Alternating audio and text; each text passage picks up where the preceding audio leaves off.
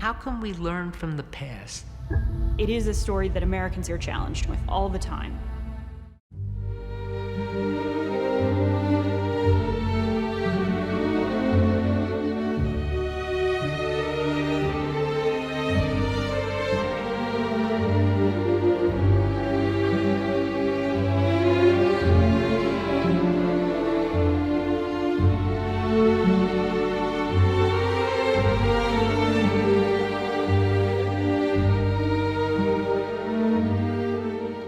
We tell ourselves stories as a nation. One of the stories we tell ourselves is that we're a land of immigrants. But in moments of crisis, it becomes very hard for us to live up to those stories.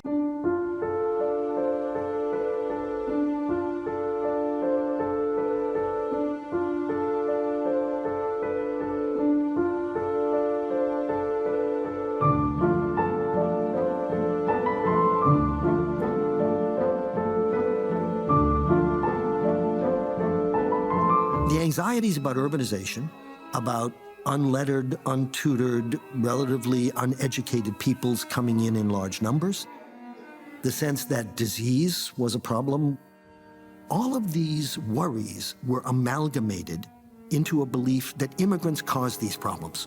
You know, Mark Twain, our great writer, once said, or is supposed to have said, that history doesn't repeat itself, but it rhymes. And there hasn't been a film that I've worked on over the last nearly 50 years that hasn't rhymed in the present. And that's because human nature doesn't change. Human behavior doesn't change. The same, degrees of virtue and villainy, of greed and generosity exist. So every film rhymes. What was surprising, what was startling is that as we began work in 2015, I knew it would be speaking to the present, but I had no idea by the time I was finished how directly it would be speaking to the rise of authoritarianism, the rise of anti-Semitic rhetoric, the rise of hate speech, the kinds of things that you see in the lead up from the American side and also from the German side to what happened in the 1930s and then what we now call the Holocaust. The fragility of civilized behavior is the one thing you really learn.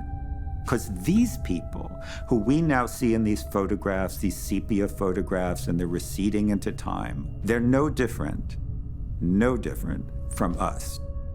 You look at your neighbors, the people at the dry cleaners, the waiters in the restaurant, that's who these people were. Don't kid yourself. This is the same sad story. And unfortunately, what it requires for it to take place is for good people to acquiesce and to not do anything.